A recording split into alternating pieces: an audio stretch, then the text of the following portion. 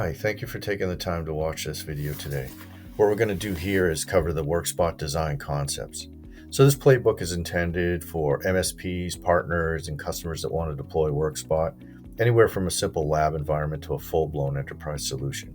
So what we'll do here is walk through the fundamental design concept and show you how it'll scale out. And this is where it gets a little more complex, right? But out there in the world we see some complexity. But here, this example is using our IDP service, customer IDP service. It could be Azure, could Azure Entra ID tenant, all kinds of possibilities here.